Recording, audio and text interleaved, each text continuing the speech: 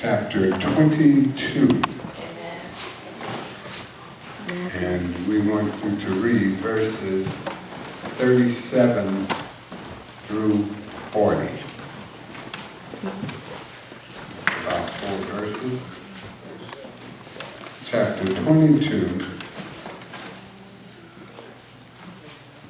And while you're looking for it, I was thinking about that song, Love Lifted Me. Yes, And it yes. says, I was sinking deep in sin, far from the peaceful shore, very deeply stained within, sinking to rise no more. But the master of the sea heard my despairing cry, from the waters lifted me, now safe am I. Yes, Lord. Love lifted me. Love lifted me. When nothing else, Yes, Lord. Hallelujah. nothing else could help. Love lifted me. And so we want to talk a little bit about love this morning. Love without demand. Love without demand. All right, someone here that what Jesus said in Matthew 22, 37, 38, 39, and 40. What does it say? Jesus said unto him, Thou shalt love the Lord thy God with all thy heart, and with all thy soul, and with all thy mind. This is the first and great commandment. And the second is like unto it. Thou shalt love thy neighbor as thyself. On these 2 commandments hang all the law and the prophets.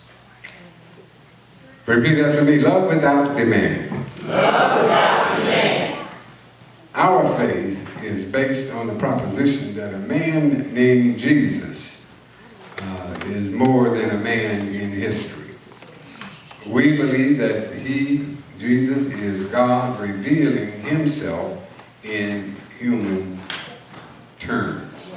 So then every time that we come into his house, and every time we kneel at his altar, and then every time we wish for God, then we should know that Jesus is present. Amen. Jesus is present. So then as God's people, we seek God in Jesus. We find God in Jesus. Yes, Lord. And we touch the infinite God who is our friend. But we cannot come to know the reality of his friendship by merely desiring it. Jesus lays down a condition which, if left unfulfilled by us, prevents our entering upon and remaining in the divine joy. It is required that we who would be received by Jesus must desire that which Jesus commands. And what does Jesus command? Jesus said in verse 37 of Matthew 22, Thou shalt love the Lord thy God with all thy heart, and with all thy soul, and with all thy mind. Amen. He commands that we should do this, that we should love him with all that we have. And because we love him in this fashion, we shall also love every man, every woman, every child, and chiefly those with whom our contacts and immediate contact is inevitable. We do not gain from Jesus that peace and joy of the soul unless we love. What does it mean to love? It means to place another at the center of our lives. Today, the word love is greatly abused.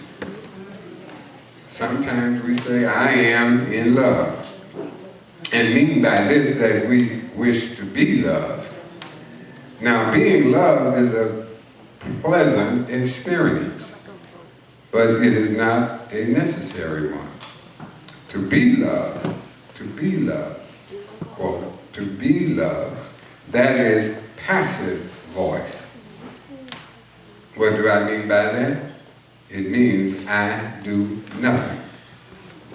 I sit serenely, complacent, drowsy, while one loves me.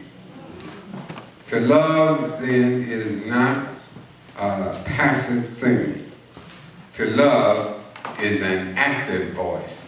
You've got to do something. Jesus revealed the meaning of love by his life. And we proclaim that this was because he is the Son of God. And he invites men to perceive the revelation of God in him and to follow him as master. Matthew chapter 11, verses 25 through 30. But the most significant fact about the role of Jesus is that his mission is derived from the image of the servant of God, the servant of the Lord, that he had come to seek and to save the lost, that he had come to heal the spiritually sick, and that he had come to do wonders among men as one in whom and through whom the Spirit of the Lord was at work. Mark chapter 1, verses 10 and verse 23. The consequent duty of man as a child of God is to love God with all his heart, with all his soul, with all his mind and strength, and never let money or materialism or self-interest replace God's place. Nothing but a single-minded devotion to the cause of the kingdom can enable love to flourish in the disciples of Jesus Christ. You and I must demonstrate the love of Christ. When I love, I do something. When I love, I function. When I love, I give. I do not love in order that I may be loved back again, but for the creative joy of loving. And every time I do so love, I am free, at least a little, by the outgoing love from the enslavement of myself. My beloved, my parent, my child, my friend, my mate, may or may not love me in return, or may have once loved me in return, but have ceased to love me in return. That does not fatally matter. If he or she does not love in return, I can still love.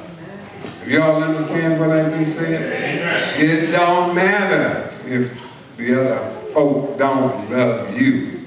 You can still love. Jesus says, if you love only them that love you, what profit is that to anyone? I say to you, Jesus said this, love your enemies. That means them that reject you, those that treat you with contempt, so you can become the children of God. You must love.